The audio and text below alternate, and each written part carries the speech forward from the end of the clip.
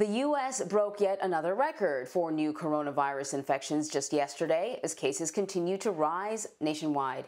The country recorded 144,000 new infections, nearly 1,900 people have died, and that's the highest death toll for a single day since May. And with Thanksgiving right around the corner, health experts are concerned about college students bringing the virus home. Our David Begnaud reports. The coronavirus pandemic continues to accelerate at a record-shattering pace. As the White House remains silent, governors are taking action, reimposing restrictions and urging residents to get back to the basics. Governors like Indiana Republican Eric Holcomb. I'll sign an executive order that will implement pandemic requirements for all Hoosiers. His neighbor to the east, Ohio Republican Governor Mike DeWine, warned that businesses could be forced to close if infections continue to spike. It's advancing quickly and seeking victims in every community in Ohio. If you don't know any of its victims yet, sadly, I suspect you will. To New York now, Governor Andrew Cuomo, who is a Democrat, announced new restrictions on private gatherings, limiting them to 10 people and placing a curfew on bars, gyms, and even some restaurants. And it is scenes like this, students rushing the field after Notre Dame upset Clemson last Saturday, that have renewed concern about spread on college campuses. Ashton Weber, who is a junior, was at the game, but she did not rush the field. She says other students who were at the game have started testing positive. Now, the university is mandating that all students get tested before they go home. So we are all receiving exit testing before we leave, and if we do not get exit tested, then there will be holds placed on our registration so that we can't get ready for classes to come back for next semester. Other universities have announced similar plans for mandatory exit testing and are not bringing back students until next year. That's the plan at Indiana University, according to University President Michael McRobbie. We realized that was going to be extremely dangerous because everybody leaving, coming back, there was bound to be a massive spike of the virus when they got back. So we will do extremely robust testing for students when they leave the campus and when they come back into the campus. So David Begnaud is joining us now from South Bend, Indiana. So David, this idea of exit testing, I sort of understand it, especially when you ran that video of all the students rushing the field after that Notre Dame game. Yeah. But so they get tested and go back to wherever they originally came from, and so they won't spread the virus. But what about when they return? You would think that there would be a concern about all of these students coming back from all over the country and no test required to return to school? Yeah, good question. So I have not gotten that part of the story yet. I don't know if it's just that they haven't figured it out. They are giving a little bit of time, almost sort of assessing where the country is going to be over the next 30 days, that winter break for the students. But that's a very good point. Okay, so you're going to test them before they go home to sort of protect the families that they're going home to. But what about when they come back to campus? That's unclear.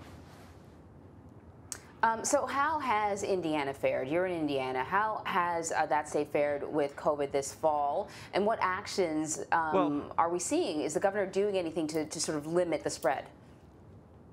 Yeah, so you heard him in the piece talk about how he's going to be imposing restrictions on Hoosiers here. He had imposed restrictions earlier in the year, then he rolled them back. Now he's rolling them back in, so to speak. According to the Associated Press, hospitalizations here in Indiana have jumped 200%. And where we are in South Bend, the home of Notre Dame, and also, by the way, where Pete Buttigieg was the mayor most recently, here in this area, this county particularly, where South Bend is, they are now getting to the point where they're going to say to businesses, we are going to fine you if you don't require people to wear masks indoors. In your businesses. You know, it's interesting, Anne-Marie, because we've been on a tour of the Midwest this week. So we did Detroit, then we were in Toledo, Ohio. Now we're in South Bend, Indiana. When we leave here, we're going to Kenosha, Wisconsin, and then Chicago. And living in New York, where I am based with my producer and many other members of the CBS News team, it's interesting because you see as you go around the country how in New York, for example, you cannot walk into a business without a mask. And if you do, they probably gonna chase you out. Here in Indiana, you see some people walking into businesses not wearing masks, and there's really no uproar about it. People might hope you do, but they may not tell you that you should. And places like, again, this county where we are in South Bend are saying, okay, enough of that. We have a rule. You're supposed to. If you don't do it, we're going to fine you. Yeah, I think it's a really interesting observation. New York, you know, was spiking before anywhere else in the country, and so took it very, very seriously.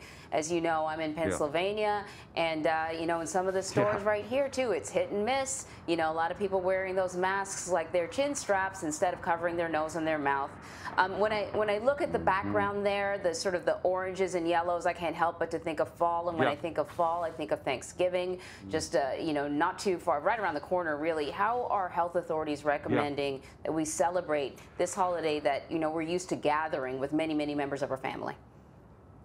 So specifically, the CDC is saying that college students should not be treated like members of the household family. So the CDC is saying this: limit your holiday gatherings to people who live in your household. That's it. So if you live with a husband and 2 kids, that's your household. Nobody else should come in. Specifically, college students should not be considered a part of the household. Yes, they're the family, but for coronavirus purposes, they shouldn't.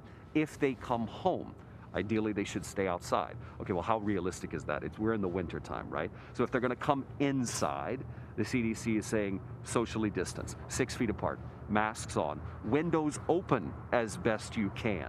Windows open. And it's probably best for people who are awaiting testing, have symptoms like it, have been exposed to someone with coronavirus, or are at high risk for getting really sick and potentially dying if they get the virus, to just avoid the gatherings altogether. Well, now I see why that exit testing is so important, because, you know, parents who haven't seen their kid for maybe a couple of months for the first time ever because they sent them off to college, they are not going to follow a lot of those guidelines. I just know they won't, so it's important to get that test. David Begnaud, thank you. If I don't see you again, happy Thanksgiving, love.